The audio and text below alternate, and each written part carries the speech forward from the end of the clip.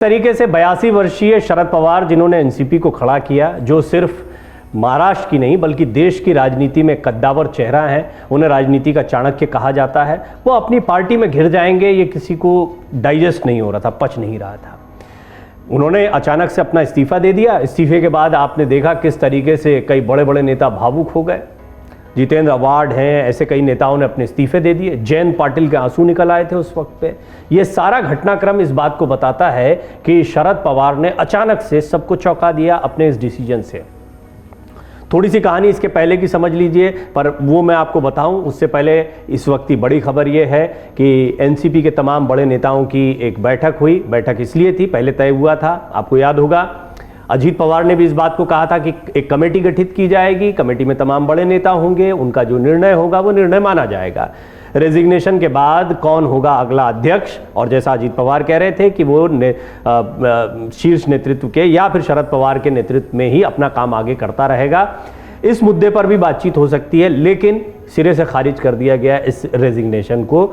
ये जो तमाम बड़े सदस्यों की बैठक हुई एनसीपी के, इन्होंने अस्वीकार कर दिया है शरद पवार के रेजिग्नेशन को। इसके मायने क्या है? शरद पवार अध्यक्ष बने रहेंगे, उनसे उनका कार्यकाल, उनका टेन्योर पूरा करने की रिक्वेस्ट की गई है। अजीत पवार ने अभी कुछ दिन पहले जब रेजिग्नेशन दिया उसके बाद में बातचीत करते हुए शरद पवार को कोट किया था कि शरद पवार कह रहे हैं कि उन्हें 1-2 दिन का समय दिया जाए, 1-2 दिन का समय लेने के बाद वो इस पर पुनर्विचार कर सकते हैं। अब इस पूरे सियासी घटनाक्रम को समझिए, बहुत दिलचस्प है। एनसीपी में शरद पवार और अजीत पवार के बीच में क्या नेतृत्व को लेकर कोई खींचतान थी? देखिए, 82 वर्षीय हो गए शरद पवार, लेकिन यह भी मत भूलिए कि 62 वर्षीय हो गए अजीत पवार भी। अजीत पवार की अपनी महत्वाकांक्षाएं, 2018 में बीजेपी के साथ जाकर वो देवेंद्र फडणवीस के साथ जाकर सरकार बना चुके थे, उप मुख्यमंत्री बनने वाले थे उस वक्त। आने वाले समय में क्या उनकी नज़दीकियां होंगी? ये डिसीजन क्या उनके लिए झटका है? अब इसको समझिए। दरअसल इस बैठक में एक और महत्वपूर्ण निर्णय हुआ है। खबर ये भी आ रही है कि जब तमाम एनसीपी के बड़े नेता बैठे तो उन्होंने ये तय किया है कि अब महाविकास अघाड़ी के भविष्य और मुख्यमंत्री का जो चेहरा अभी तक रहा है उसके विषय में कांग्रेस और उद्धव गुट से बातचीत की जाएगी। अभी तक उद्धव ठाकरे मुख्यमंत्री थे, उद्धव गुट के पास में मुख्यमंत्री का चेहरा था, इसी शर्त पर यह महाविकास अघाड़ी बनाई गई थी। लेकिन अब एनसीपी, जो कि सबसे बड़ा दल दिखाई पड़ता है महाविकास अघाड़ी का, उसका ये कहना है या वो इस तरह की बात करेंगे अपने सहयोगियों से कि अब सीएम फेस हमारा हो। तो क्या अजीत पवार को भी खुश करने का प्रयास हो रहा है और साथ ही साथ में शरद पवार के नेतृत्व में एनसीपी चलती रहे? शरद पवार के नेतृत्व से एनसीपी का हटना एक बहुत बड़ा झटका हो सकता है। मैं यहाँ पर कोट करना चाहूँगा सुप्रिया सुले को भी। सुप्रिया सुले जो कि शरद पवार की बेटी हैं, उनको लेकर छगन भुजबल ने भी एक टिप्पणी की कि केंद्र की राजनीति सुप्रिया सुले को संभालनी चाहिए और अजीत पवार को राज्य की राजनीति देखनी चाहिए। ये ऐसी बात है जो अभी तक ये एक तरीके से अघोषित तौर पर एनसीपी की व्यवस्था बनी हुई है। अजीत पवार राज्य का सबसे बड़ा चेहरा है, तो सांसद सुप्रिया सुले जो हैं वो राजनीति देखती हैं केंद्र की, और केंद्र की राजनीति, उन्होंने कहा था दिल्ली में भी बड़ा विस्फोट होने वाला है। सुप्रिया सुले का एक इशारों में था कि महाराष्ट्र की राजनीति और दिल्ली की राजनीति दोनों में बड़े विस्फोट होने वाले हैं। तो शरद पवार के इस्तीफे को महाराष्ट्र की राजनीति के बड़े विस्फोट के तौर पर लिया गया, और दिल्ली में क्या होने वाला है इसकी दिलचस्पी बढ़ गई। लेकिन अब आप देखिए कि एक तरीके से विस्फोट डिफ्यूज हो गया है। अब ये कहा जा रहा है कि क्या चाचा की गुगली में फंस गए अजीत पवार? अजीत पवार की महत्वाकांक्षाएं किसी से छिपी हुई नहीं है। हालांकि वो भी एनसीपी को खड़ा करने में, एनसीपी को आगे बढ़ाने में, एनसीपी में लोकप्रियता के लिहाज से कम नहीं है। वैसे देखा जाए तो वो सही और असली वारिस दिखाई पड़ते हैं शरद पवार के राजनीतिक रूप से भी, न सिर्फ भतीजे होने की वजह से। उन्होंने जिस तरीके से पार्टी में अपने कद को बढ़ाया है, उनकी अपनी लोकप्रियता है, आपने देखा था भावी सीएम के पोस्टर्स भी लग गए थे। शरद पवार इस बात से वाकिफ है कि पार्टी को कोई तो संभालेगा। यूं तो प्रफुल्ल पटेल हैं, उन्होंने इस मीटिंग के बाद में पत्रकारों से बातचीत भी की है, वो मैं आपको सुनवाऊंगा।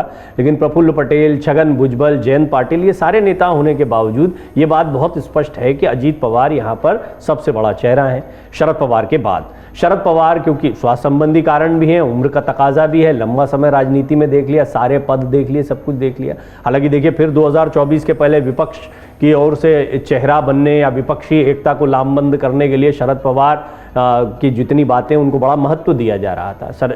और ये भी खबर आई है सोर्सेज के हवाले से कि सुप्रिया सुले से राहुल गांधी ने भी बातचीत की थी इस रेजिग्नेशन के बाद में कि आखिर क्या वजह रही है, क्यों ये रेजिग्नेशन दिया गया है। तो इसको लेकर जो जितने सहयोगी दल हैं उनकी निगाहें भी टिकी हुई हैं।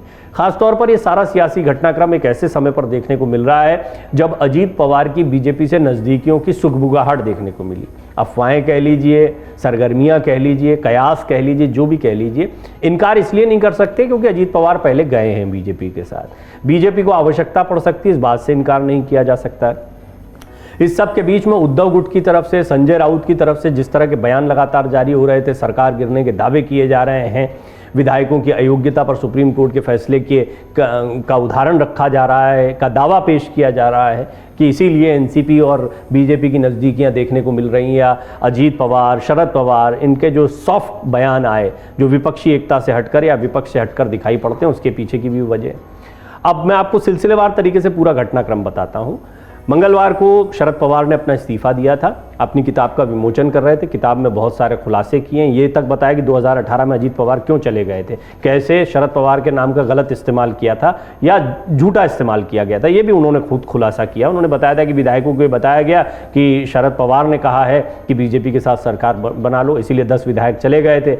उन विधायकों से जब बात की शरद पवार ने तो उनको बताया कि नहीं, मैंने ऐसी कोई हरी झंडी नहीं दी है इस मामले में, और रातों रात फिर फैसला पलटा गया था। तो शरद पवार के इशारे पर अब भी विधायक चलते हैं। अजीत पवार की ताकत तभी है जब विधायक उनके साथ में हो, पार्टी के तमाम नेता उनके साथ में हो, और ये विलफुल तरीके से नहीं हुआ, यानी शरद पवार की इच्छा से नहीं हुआ, तो बात नहीं बन सकती है। अब क्या अजीत पवार अपने प्रयास कर रहे थे और उनको इशारा देने के लिए, बैठा देने के लिए शरद पवार ने ये सारा दांव खेला? देखिए, अगर शरद पवार अजीत पवार का नाम ही आगे कर देते और कह देते कि अजीत पवार अब अध्यक्ष होंगे तो भी बात स्पष्ट हो जाती, लेकिन ऐसा किया नहीं शरद पवार ने।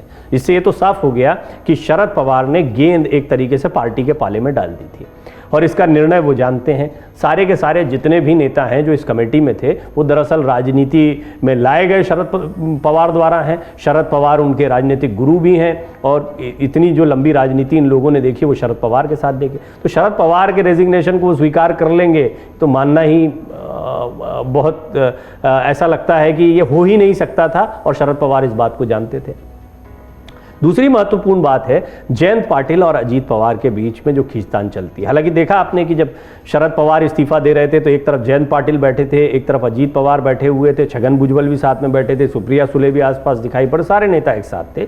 लेकिन समर्थकों ने जब पोस्टर वॉर शुरू किया तो अजीत पवार को भावी सीएम के तौर पर एनसीपी के कार्यकर्ताओं की तरफ से प्रोजेक्ट किया जाने लगा। इस सब के बीच में जयंत पाटिल के भी पोस्टर लग गए थे, और ये कहा गया कि शरद पवार की इजाज़त से, उनके इशारे से प्रदेश अध्यक्ष जो हैं, जयंत पाटिल प्रदेश अध्यक्ष हैं एनसीपी के महाराष्ट्र के, उनके भी भावी सीएम के पोस्टर लगा दिए गए। तो यहाँ पर नेतृत्व को लेकर एक लंबी लड़ाई, और सबको साध कर चलना है। अच्छा, सबको अपनी पार्टी में साध कर चलना भर चुनौती नहीं है, आपको अपने घटक दलों को, अपने साथियों को, विपक्षी एकता को भी साध कर चलना है। तो शरद पवार इसके लिए सबसे मुफीद चेहरा, सबसे अनुभवी चेहरा माने जाते हैं। उनकी उपस्थिति मात्र जो है वो बहुत सारे काम कर जाती है।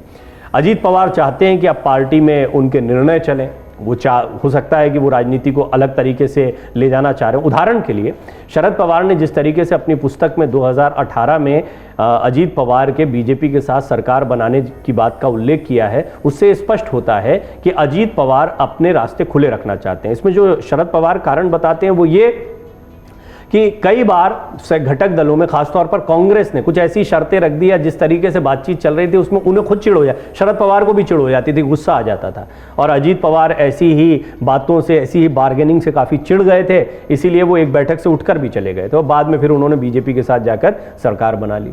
तो ये उदाहरण वो खुद रख रहे हैं। तो घटक दलों को साध कर रखना ये कोई आसान काम नहीं होता। अजीत पवार एक घुटन महसूस कर रहे थे। अच्छा, अजीत पवार एनसीपी के लिए बहुत महत्वपूर्ण है, ये बात शरद पवार जानते हैं। तो वो दोनों चीज़ों को साध कर चल रहे हैं, वो पार्टी के तमाम नेताओं को साध कर चल रहे हैं, अपना चेहरा भी उन्होंने सामने रख रखा है, और अजीत पवार को भी साध कर रखना है। शरद पवार खुद भी जानते हैं कि इस वक्त उनका चेहरा पार्टी की मजबूरी है। वो कह चुके हैं कि अब रिटायरमेंट का समय आ गया, 82 साल के हो गए। अपनी पत्नी के साथ में वो बैठे हुए थे, मुस्कुरा भी रही थी उनकी पत्नी कई दफ़े, और उनके कई सहयोगी रो रहे थे, आंसू निकल आए जयंत पाटिल, जितेंद्र अवार्ड जैसे कई लोगों के। इस सब के बावजूद शरद पवार को पार्टी में चेहरे के तौर पर बने रहना पड़ेगा, इस पद पर बने रहना पड़ेगा, ऐसी मजबूरी दिखाई पड़ती है। बहरहाल ये जो बड़े बड़े नेता एनसीपी के थे, इनकी एक बैठक हुई। इस बैठक में शरद पवार के इस इस्तीफे को सिरे से खारिज कर दिया गया है। जो घटक दल हैं उनसे बातचीत की जाएगी। अजीत पवार इस बैठक के बाद चुप रहे हैं। अजीत पवार की ये चुप्पी बहुत गहरी है, इसलिए गहरी है क्योंकि अजीत पवार एकमात्र आदमी थे शरद पवार के इस्तीफा देते वक्त जो बार बार इस बात को कह रहे थे कि इस्तीफा वापस लेने का दबाव मत बनाओ, अगला जो भी अध्यक्ष होगा वो इन्हीं के नेतृत्व में काम करेगा। ये बात इस ओर इशारा करती है कि अजीत पवार अपरोक्ष रूप से स्वागत करते दिखाई दे रहे थे शरद पवार के इस इस्तीफे का। उसकी बड़ी वजह यह है कि अजीत पवार ही एनसीपी के स्वाभाविक अगले अध्यक्ष होंगे जब भी शरद पवार कुर्सी छोड़ेंगे। तो 10 लोगों ने इनका इस्तीफा अस्वीकार, शरद पवार का इस्तीफा अस्वीकार नहीं किया है, बल्कि अजीत पवार को अध्यक्ष के तौर पर स्वीकार करने से इनकार कर दिया। घुमाकर बात को ऐसे भी आप समझ सकते हैं। तो अजीत पवार अब अगला कदम क्या उठाते हैं, इस पर सबकी नजर बनी रहेगी। इस सब के बीच में प्रफुल्ल पटेल ने क्या कुछ कहा इस बैठक के बाद में, वो जरा सुन लीजिए। मैं सपने नहीं देखता हूं मुंगेरी लाल के, और इसलिए मैं सिर्फ ये कहना चाहता हूं कि जो भी होगा फैसला अच्छा ही होगा, पार्टी के सभी वरिष्ठों के अंतर्गत ही होगा, मगर पहले वो परिस्थिति, अभी वो मीटिंग बुलाने की। मन से उजाला कर चले, मन से उजाला कर चले, एक